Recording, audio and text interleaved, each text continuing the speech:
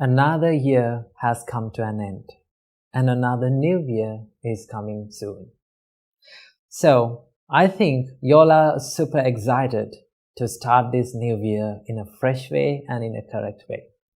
So, in the next few minutes, let's talk about how can we start this new year in a correct way and in a fresh way. So, the first thing in this new year is about goal setting that I want to talk with you. We all have plans for this new year. We all have goals and dreams that we want to achieve and we want to become in this new year. But do you know, only 19% of individuals keep their resolutions or keep their plans until the end of the year. Most of us abandon the plans and the resolutions in mid-January. Why is that? There's a reason behind this. Well, most of us are so busy on focusing about the goal or the dream. We always think about it, what we are going to achieve. Well, that is very good. In your life, to have goals and to have dreams is very important. But there's one thing that we all forget. And that is, we forget to focus on the procedure or the system. Right? So, instead of focusing and dreaming on the goal, why don't we keep that aside for a little while and focus on the system that we are going to get in? If you can set a goal and divide that goal into little tasks, little day-to-day tasks, then you can achieve them easily. So, it's better to have a big dream or a big goal. Once you set it, what you have to do is just divide it or split it into daily tasks that you can do it every single day. So when you split that, you will get a little and achievable task in each and every day. So once you do it, when you're doing it, you feel that you're on the way to your goal. And you become more motivated and it will become more easy for you to do that. So what you have to do, instead of focusing on the goal, let's focus on the procedure or the system in this year. Work for that. That is one thing that we have to do. And there's another thing, and that is we should have moderate expectations about ourselves. Do you know, when we have too high expectations, when we cannot get into those expectations, when we cannot fulfill those expectations, what happens to us? We feel frustrated. We feel that we are not good enough. So, we should not have too high expectations. And also, in the same time, we should not have too low expectations also. When you have too low expectations, what happens to you is you feel low about yourself. You feel down about yourself. So, what we have to do is we have to have moderate expectations about us. This is how we can have moderate expectations about ourselves. Instead of thinking about yourself like, I'm going to be the number one, I'm going to be the perfect in this world, why can't we think, I'm going to be the best person that I can be? I'm going to bring the best version of myself. That is what we have to think. We have to have the comparison with ourselves. So in this new year, we have to compete with ourselves. We have to update ourselves. That is what we have to do. And there is one thing that we all have to focus on in this year, and that is our spiritual value. There are lots of people focusing on these materialistic things. That is okay, but we hardly focus on our spiritual value, our good qualities, our ethics.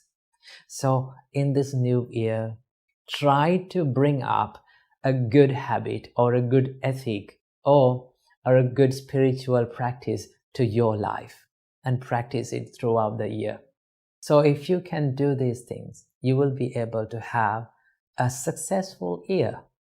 So when you come to the end of this 2023, when you reflect back or when you look back the year, you can be happy about yourself. So these are the little things that we can do in this new year to make it better. Think of this new year like a blank storybook with 365 pages. How you write the first few pages of this book is very important. So for that, you have to start this new year correctly and with a fresh start. And also there's a small request that I have to ask from you. That is, if you've learned a valuable life lesson in this past 2022, for sure I know that you all have learned a valuable lesson for your life. Please let me know in the comments so that I can read them and I also can learn from your experiences. So this is the end of this New Year video. So I wish you all, may all of you have a happy and a prosperous and a wonderful New Year. Namo Buddhaya. Namo Buddhaya. The other day when I was doing a speech, there came a question from the audience. The question said, no matter how much I planned the new year, I failed to achieve these goals at the end. What is the reason? And turns out this is a problem for many people, right? We all plan the new year, we all plan in the beginning, but we fail at the end. What is the problem? The reason for this problem is we are trying to do more. But in reality, what makes your dreams come true, what helps you to achieve the goals in your life is not by doing more. It is by doing less. But it is a little bit contradictory to the society, the idea of the society, no? Because the society will say to you that do more and then you will achieve more. But in reality, to achieve more, you should not do more. You have to do less. Now, what do I mean by doing less? Doing less means doing something that is important. Removing all the unnecessary, unimportant things in your life and doing what is important. Giving the priority to what is important, what matters the most, right? And also, if you give this priority to what is important to you, right? If you ask the question, what is important to me in my life? What should I build up? What qualities should I build up in my life to make my life a success? Now you focus on that quality, the important task, important goal, and you keep doing it, right? The reason why we fail to achieve the important things in life, because our important goals, our main goals, our crucial goals are covered with these unimportant things, unimportant achievements in life, which does not help us in the long run, okay? And also there's another problem, and that is we have lots of expectations. That means too much expectations. It is okay to have expectations, right? It is okay to have dreams, it is okay to have goals, but it is not okay to have too much expectations. Why? Because sometimes when we have too much expectations, our expectations and our reality have a big gap. It has a big gap, right? So when we fail to achieve these expectations, what happens to our mind is we become discouraged because we are not getting what we expected. And then what happens? We suffer. We hate ourselves. We blame ourselves. The more we blame, the more we hate ourselves, the less we try to achieve things, because we label ourselves, okay, I can't do these things. I'm not someone who is courageous. I'm not someone who is brave to do these things, right? No matter how much I try, I fail. That is the nature of mine. The more you label that, the more you give that name to yourself, I am a failure, I can't do these things, what happens? The more you can't do those things, right? So the most important thing is to have moderate expectations. It is not to have, I'm not saying that you should not have expectations. Yes, you should have, right? And also you should not have too much expectations, right? You have to find that sweet spot. You have to have that moderate expectations.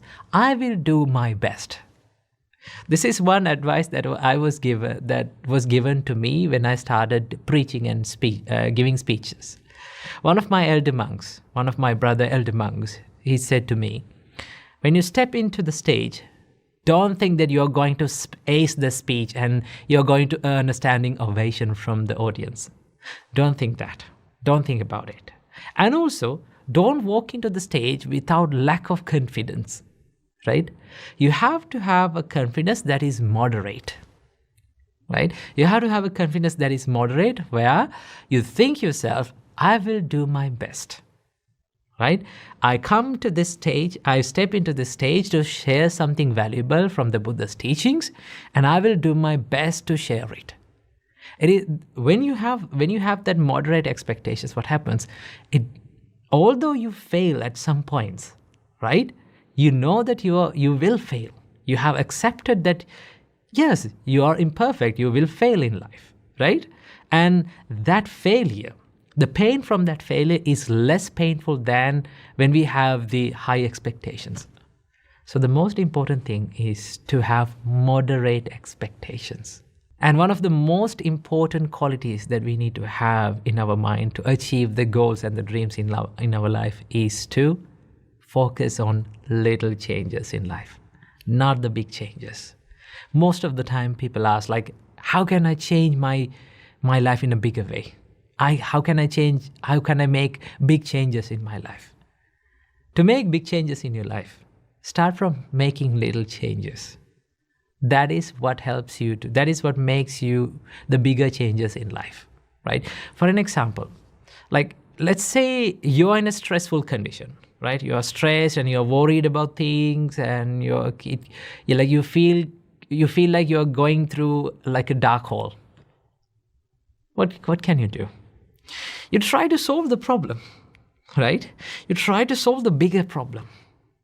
But the reason for that bigger problem is not always the immediate reason. The reason for a big problem is not always the immediate reason. It is a series of problems, series of changes that had happened throughout our life, and it make that big change, big problem. So what do you have to do? Go into the roots of the problem. What made it change? What went wrong? And when you find that smallest mistake that made it wrong, you have to correct that. You have to make that correct and work upward, right? Let's say you feel a little bit stressed or anxious, or you feel the negative energy around you. What can you do to stop this? First, stand up, and then you can clean your surrounding, right? By cleaning the surrounding, it adds some sort of a positive energy around you. And after that, you can meditate a little bit. Clean yourself, clean your body a little bit, clean your clothes, right? Clean your surroundings. That positive energy will make a little bit of positive change in your life. And that positive change will lead you to make big changes, big positive changes in life, right? So one of the most important things is to focus on little changes, right? That is why in Dhammapada, the Buddha says, by degrees, little by little, from moment to moment, a wise man removes his own impurities, as a smith removes dross of silver or gold. Now, when a silversmith or a goldsmith, when he cleans the silver or like a block of silver or gold, he or she can't do it easily, right? It takes a big time, right? It takes a huge time to clean this block of gold, right? In the same way, little by little, you have to improve little by little, right? So that is why I found this wonderful quote that I read recently. It says, learn a little bit, apply a little bit, improve a little bit every single day. Isn't that wonderful? Learn a little bit, apply a little bit, improve a little bit every single day. That is what we have to do. So I invite all of you to learn a little bit and apply a little bit and improve a little bit and change a little bit in this new year. So I wish you all, may all of you be happy and healthy. Namo Buddhaya. Namo Buddhaya. Welcome to another video. In today's video, we are going to discuss about another good quality that we all need to practice in our life, but we often forget this to practice. Now, what is this? It is called mudita. In another word, it is called appreciative joyfulness. What do you mean by this mudita? Mudita is the ability of being happy when you see someone else's happiness. For an example, let's say you're on social media and in the same time you're having a bad day. Now, when you scroll down, you see these nice pictures of people enjoying their life, living the best days in their life, being happy, and you're not having that life currently. In that case, what do you feel? The first thing that we feel is we feel down about ourselves. We think like, my life is terrible. My life is worse. Okay? And the next step is, for some people, they feel a little bit of angry about those people. And that is called envy. Okay? So the Buddha teaches us to practice mudita to avoid jealousy in your mind or avoid envy in your mind. Okay, so how to do that? This is a very simple practice, but to get used to it is very, very difficult, because for a long time, for a long period of time, we have practiced this envy in our mind. Okay, you know, the nature of mind is the more we practice something for a long time, it gets normal.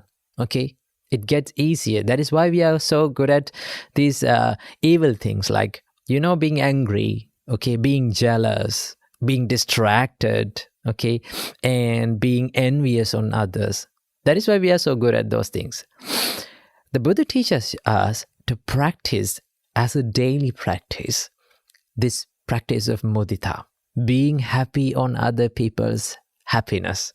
Okay, let's say now you're seeing someone who is better than you.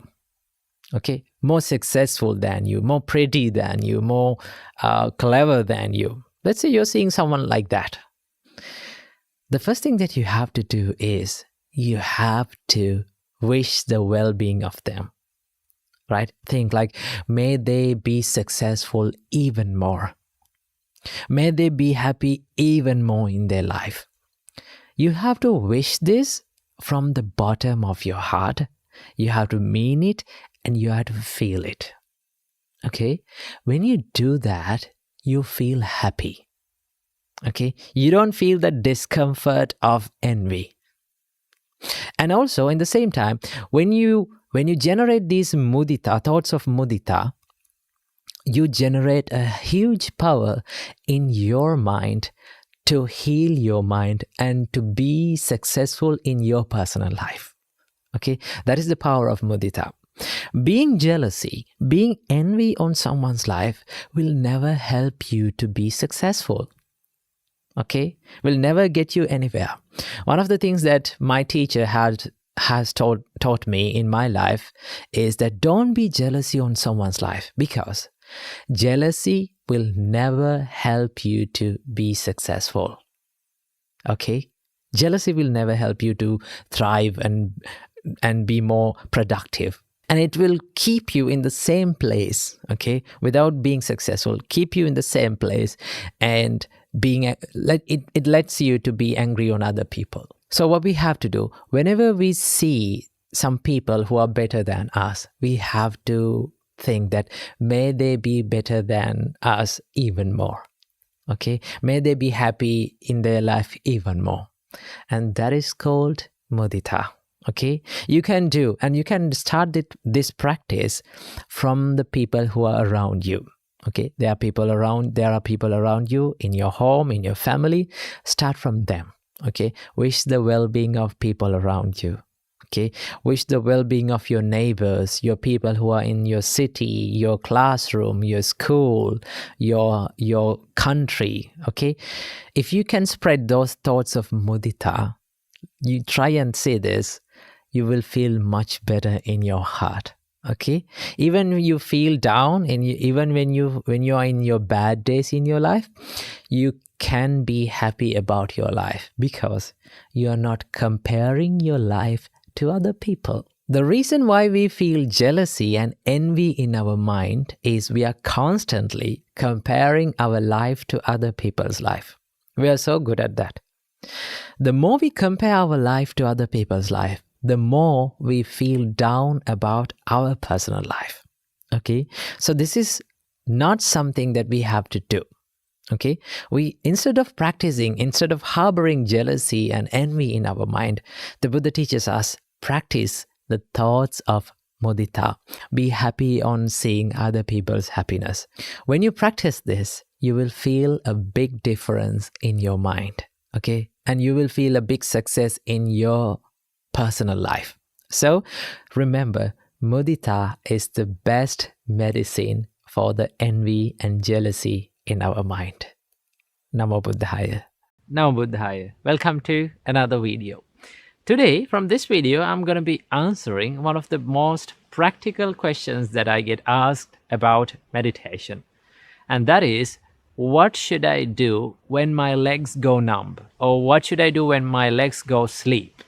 Now, this is one common feeling that we all feel when starting to meditate.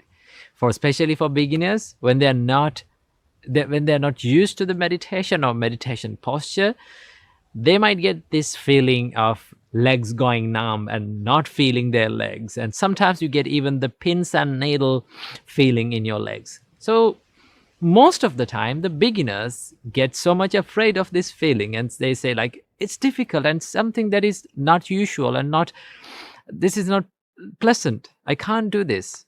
But here's the thing.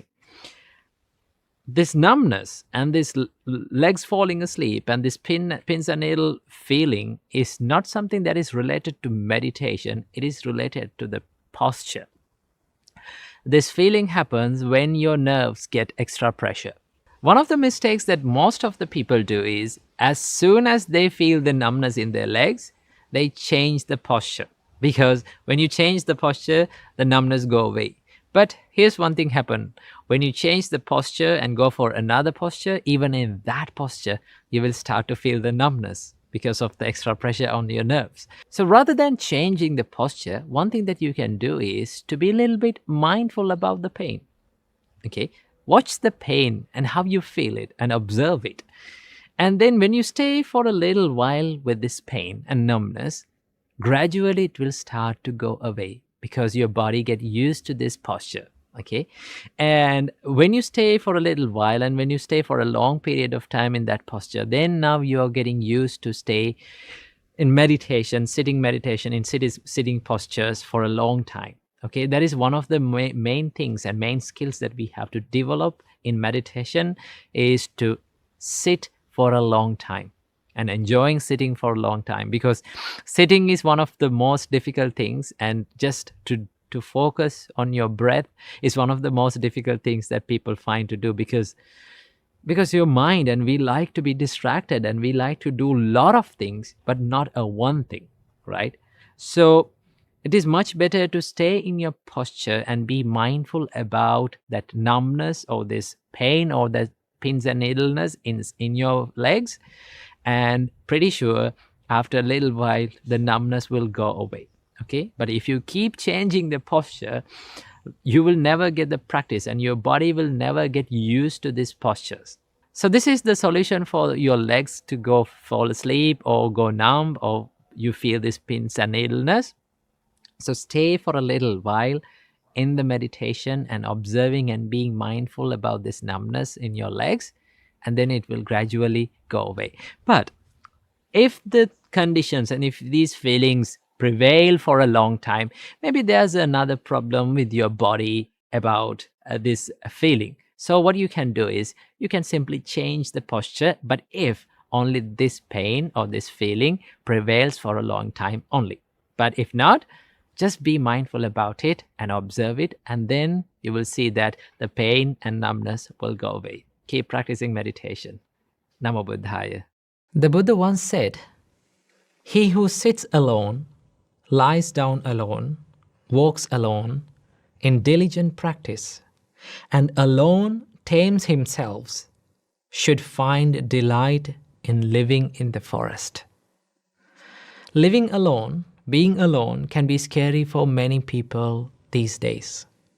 Oftenly, our society portrays a successful life, a happier life, a good life, as a life where it is surrounded by people, surrounded by things.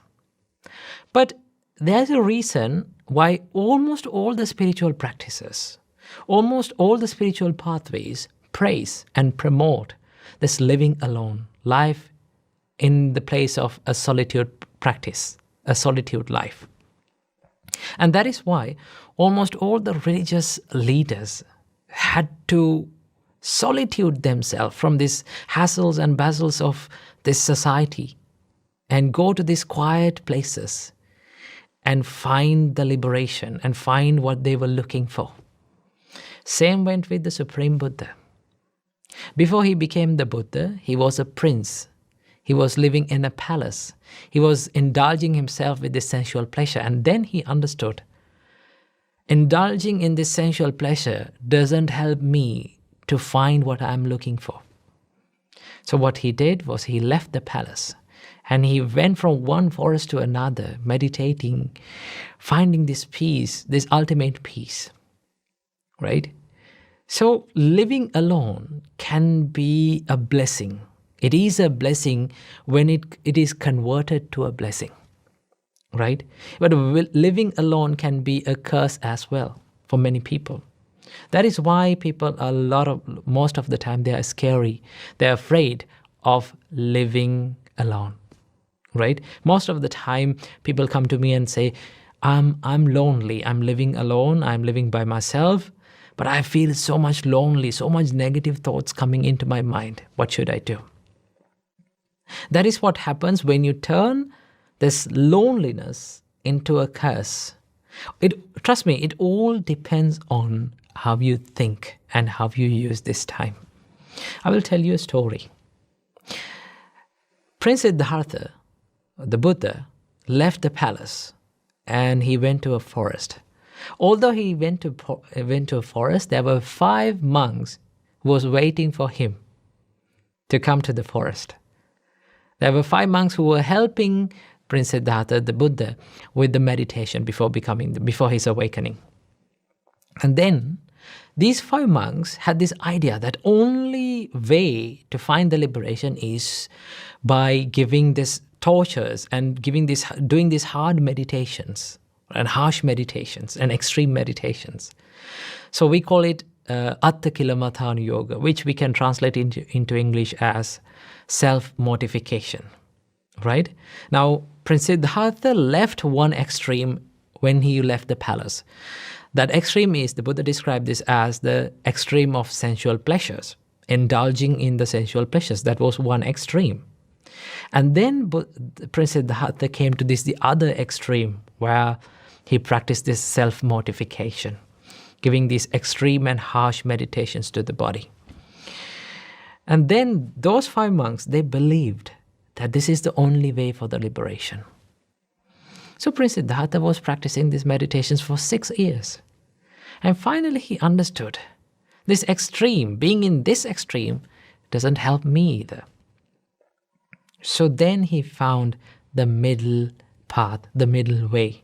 And that is to live a spiritual life by balancing his material and spiritual life both, right? And that is why after that decision, he decided to take some food to his body. After a long time he had taken some food to his body, he grabbed his alms bowl and went on begging alms and find some food and had it. Now all those 5 monks had a lot of expectations on Prince Siddhartha. And then they saw this incident. And then they became disappointed. They said, oh, what a disappointment. We believed him. We had a lot of expectations on him. But look what now happened. He's taking food. Maybe soon he will go back to his palace and he will live a normal life again.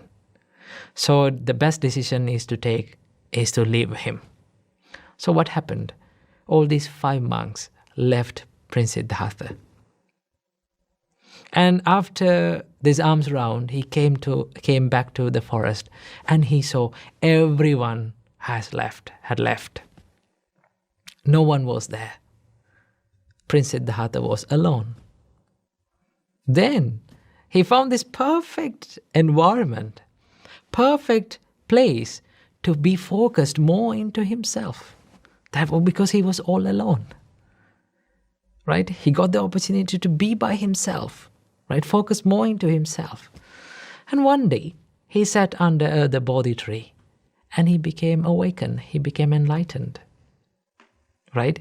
So this solitude, when it is turned to, when it is used in the correct way, it can be a blessing for you. Right?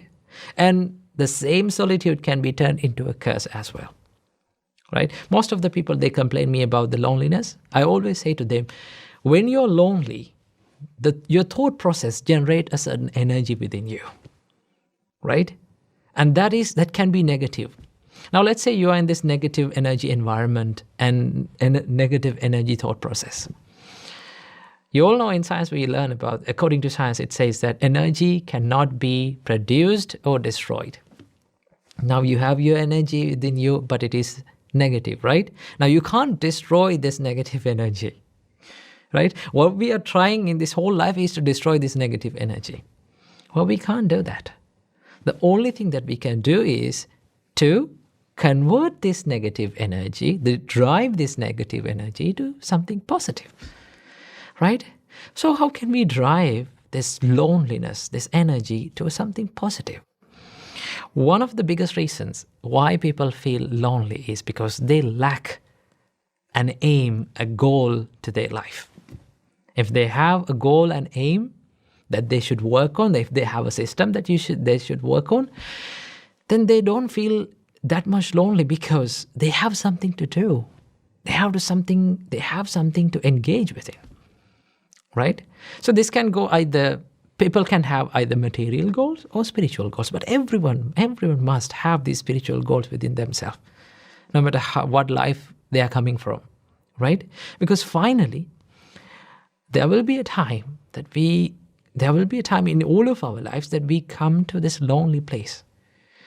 One day we have to be by ourselves with no one else around us. Right? At that time, if we don't have any quality, any spiritual quality that we have practiced within us, we'll start feeling lonely again and again. And it will start to build up this negative energy within us. Okay? And sometimes we can be too late for that to make it correct. So the best thing is to learn how to convert this negative energy to something positive, right? To do that, you have to have a goal and an aim for yourself, to yourself. Always ask from yourself, what should I do in my life? Who should I become in my life? What should I build up? What qualities should I work on in my life? If you found, we will always find some qualities that we should work on, right? Some mistakes that we have. Some weaknesses within us. If we can work on those weaknesses and make it correct, that time will help you to be more successful, more productive, right? More happy and a more peaceful person. But to do that, what do you need? You need time, right? You need time to be focused on yourself. And what gives you the best time to be focused on yourself is the time when you are all alone, right? And that is why I always say for people, have a time during the day only for yourself, a separate time. Probably people call it me time. Okay, that's a good thing. Having a me time for yourself during the day is essential. Okay, so I would say as a practical thing, apply it to your life. That is to have a separate, at least 15 minutes. It's okay. No matter how much you spend the time, but if it is for yourself, that is helpful, right? At least spend a 15 minutes of time, right? Sitting down, being by yourself, all alone, right? Not with your mobile phones, not with your Netflix account, not with your movies or anything. Just be by yourself, right? And then learn how to be with your own thoughts, right? Then only we can be more focused to ourselves, right? So I hope you got some idea about how to convert this loneliness into the solitude. So apply this little practice to your life and enjoy the solitude in your life. Namo Buddhaya.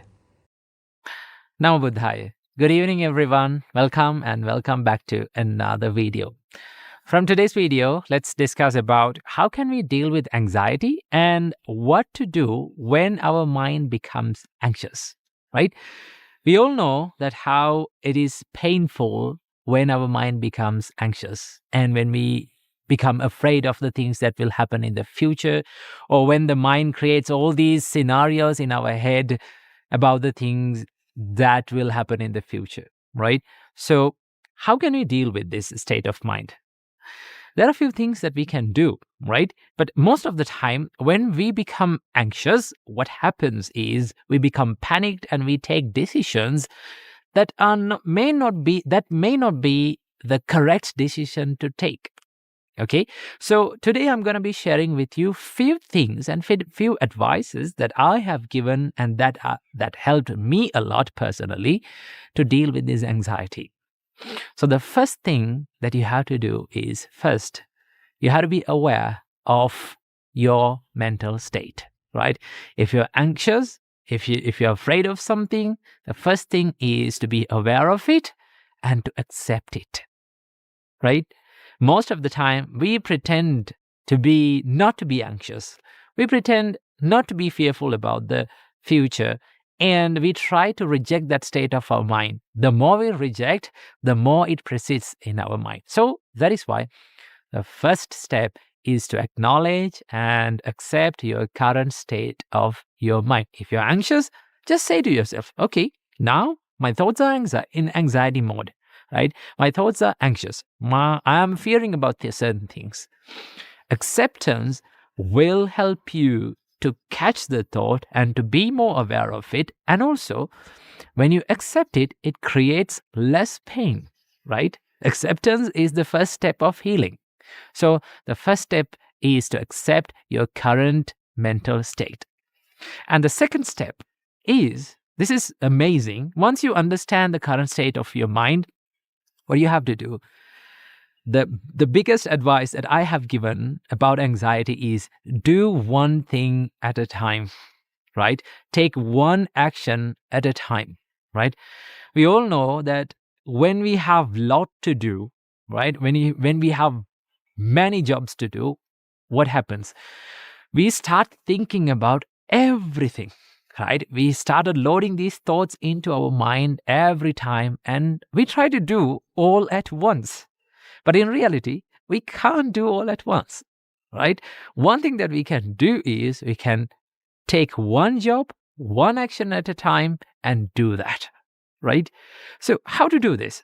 First of all, to clarify your thoughts and to be clear about what you have to do and what you can do and cannot do, first, sit down in a quiet place, take a piece of paper and write down all the things that you are fearing about, and write down all the things about the current situation that you are in.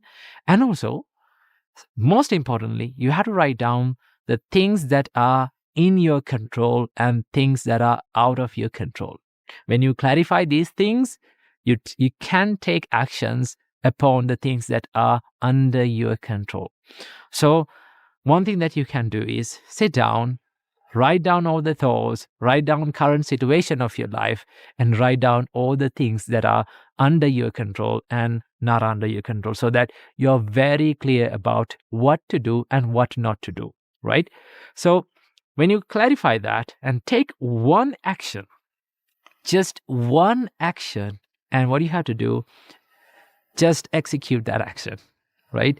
Don't try to do all the things, just pick one action and do it at one. It's something like this, right? Something like you're grabbing a bunch of oranges, right? what will happen if you try to grab a bunch of oranges at once? You can't grab all of them, right? It will fall, they will fall. So one thing that you can do is pick a basket, take one orange at a time and put it into the basket. In that way, you can grab many oranges. In the same way, when you clarify your thoughts and take one action at a time and execute it, then it will be clear in your mind and it will ease up your mental state. So do one thing at a time.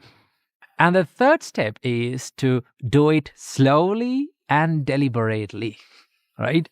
Even when you become clarified about what to do, don't be anxious, don't be panicked. What do you have to do? Do it slowly, right? One thing that a lot of meditation masters teach is that when you're anxious, do something slowly, right? Slow down. When your body becomes slow down, your mind becomes slow down. That's the connection between the body and our mind. When our mind is slow, our body is slow. When our body is slow, our mind is slow. So do things, take that action and do it slowly and deliberately. Do it with proper consciousness, proper awareness, and proper mindfulness. That's so that you feel what you're doing. Then you understand what you're doing, right? So in that way, you can ease up this anxiety. And the last thing that you have to do is do it completely, right? Complete the action. When we are anxious about certain things, what we do, we don't complete that action, right? We just hang over that problem or that task and we don't complete it, right? One thing that you have to do is do it completely, right? Complete your action, do it slowly, deliberately, and finally complete that action so that that step is finished, right? And then once you complete that action, what do you have to do? Take the next step and do it slowly, deliberately, and completely. In that way, you can clarify what you have to do, and also you will get a good time to take good decisions. So this is a little way and a tiny practice that you can add to your life to ease up your pain of anxiety. And whenever you're anxious about certain things, try this and it will ease up your pain of anxiety. So keep this little advice in your mind and be happy. Namo Buddhaya. Namo Buddhaya. Welcome to another video. Today, let's talk about war. Now, 2-3 months ago, we have seen a lot of things in this world that is happening, right? We have seen people get killed, people get murdered, nations destroyed, and there are a lot of things has happened, and it is happening even for today. So in this video, I'm not going to talk about who is wrong, okay? Because so many people are trying to justify each other and say that they are wrong and we are not wrong, okay? But they will never come to one conclusion, who is wrong, and they will never find it. Today, let's talk about why it is wrong. So what Buddha said about war. One thing that Buddha said about war, listen to this carefully. This is very wise. The Buddha said, Jayang verang pasavati, dukkhang seti parajayo, upasanto sukhang seti, hitva jaya parajayo. The victory gives rise to hate, and the defeated dwells in pain. Once you give up both victory and defeat, then you will be happy forever. That is what Buddha said. Now, what does it mean? When you try to win over someone, when you try to find that victory, it gives rise to hate. The defeated person will hate you. Okay? And the defeated person will dwell in pain forever. Okay? So when you try to win over someone, when you try to win over a nation, what will happen? It gives rise to the hate. People will start to hate you. And also, you create the pain in this world. So what Buddha says is, give up both defeat and victory and focus on yourself. Focus on winning on yourself.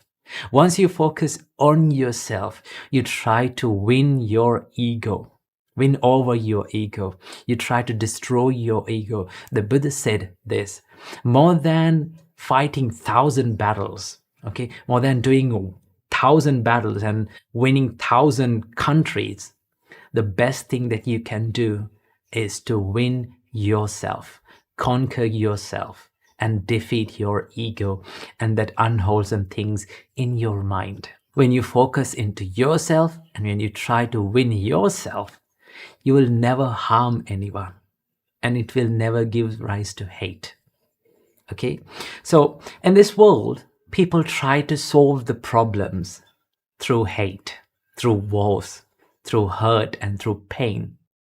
But it will never be solved. There is no any single problem that is solved by anger, by the pain, by hurt, by wars. Look at the world, okay? Throughout this human history, we have been through a lot of wars, but none of those wars have been solved through the war. The Buddha said, Nahi verena verani sammanti da kudachana. Averene cha sammanti esa dhammo sanattano. The hatred will never cease by hatred. You cannot never end hatred. You will never be able to end hatred through hatred. Okay? You will never be able to end wars through wars. Okay? Averena cha sammanti esa dhammo sanattano. If you need to solve a problem, if you need to end hatred, if you need to end a war, the only way that you can do is to not to do wars, not to hate each other, and by forgiving and by letting go. So if you need to solve any problems in this world that gives rise through hate, you need to let go and you need to forgive. At any point in your life, you have to forgive if you need to solve these problems. And then you will find the peacefulness. Now, the Buddha said, if you need to end the hatred, you need to forgive. You need to let go. That is an eternal law in this world. So keep this in your mind. So let's wish to all the people who are suffering from wars and anger and hatred, may all of them be happy and peaceful forever. Namo Buddhaya. Namo Buddhaya. Good morning, everyone. Welcome back to another video. From today's video, we're going to discuss about the practice of merit in Buddhism. Now, the word that is given to the merit in Pali text is punya. Now, the Buddha describes this punya in many ways. Now, in one place, the Buddha describes that there are 3 streams of accumulating merits, and there are 3 streams of merits to life. One is being dana, the generosity, giving, sila, living the life in a virtuous way, and bhavana, the meditation. So Buddha mainly describes these are the 3 practices and these are the 3 streams of merits to life. But the practice of merit is one of the most underappreciated practices in Buddhism, specifically when it comes to the Western approach of Buddhism. It may seem like a sensible thinking because this practice may seem like a little bit deviating from the core concepts like non-self and letting go in Buddhism. But the practice of merit is one of the things that even the Buddha had appreciated. So if the Buddha appreciated it, if the master appreciated it, then there is no reason that we can see that we can deny the practice of merit. Now, the reason why the Buddha emphasized the practice of merit is because it is like a good foundation for the spiritual practice, right?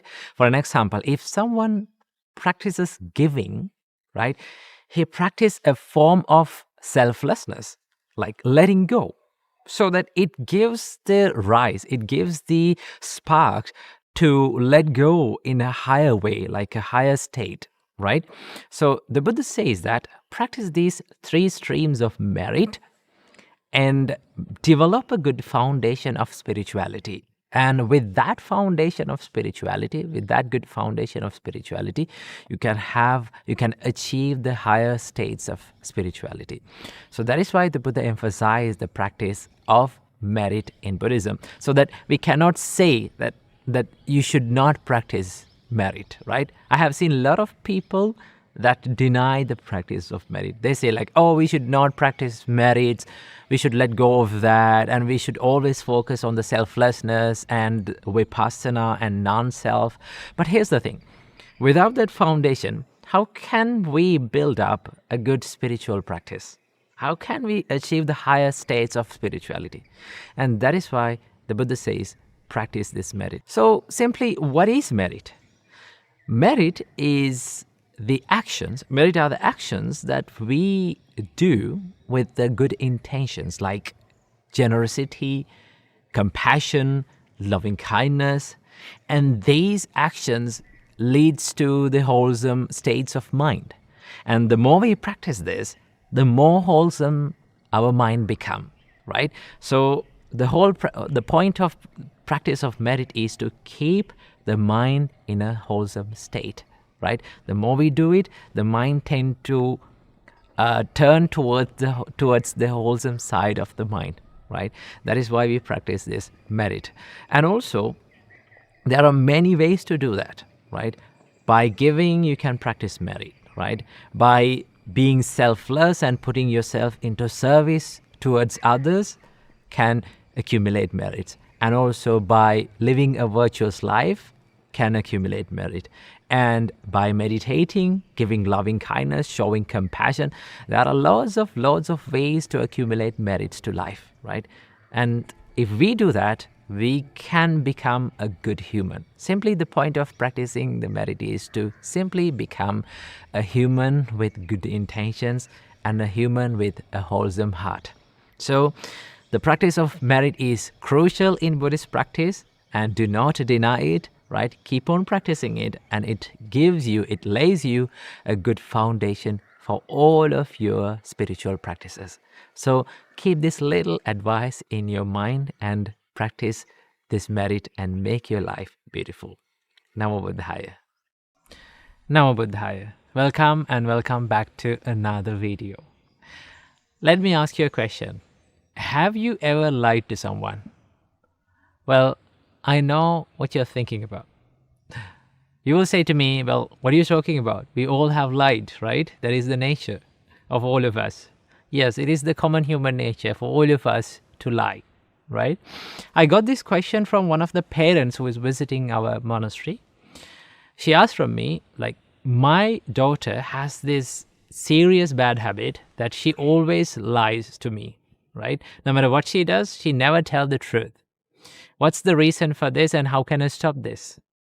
Then I asked from her, have you ever punished your child or scolded or yelled at your child just because she did a bad thing, she did a wrong thing, and she told the truth? She told you what she did. Have you ever done that? Then she said, yes, I have done it many times, that I have scolded and I have punished my child just because she told the truth, right? And I told her, this is the biggest reason why children lie. And this is the biggest reason that people lie. Most of the time, people lie because they're afraid of the punishments, right? And also, people lie because they are being punished in the past, even though they told the truth, right? So that is why I always advise for parents and people. No matter who are the people who you're living with, they will do mistakes, they will do wrong things. That is the human nature, right? But make them understand, no matter what bad thing or what wrong thing you did, tell the truth. If you tell the truth, there will be no punishment, there will be no anger in it. If you tell the truth, there will be love, affection, guidance, and understanding. That is what we need to practice, right? People lie because they're afraid of being punished and being afraid of that hurt and pain. And also, one of the biggest reasons that people lie is because they're afraid of losing things. Okay. So if we can make an environment for people around us, for our loved ones, that there is this understanding, there is this love and care and guidance, so that they will always tell the truth to you, right? So I want to introduce you to this wonderful practice that we have in monks community, right? Because as monks, right, when we become monks, we get 227 precepts to practice, right? Sometimes these precepts are broken by ourselves, right? Most of the time it is because of lack of mindfulness or lack of awareness, right?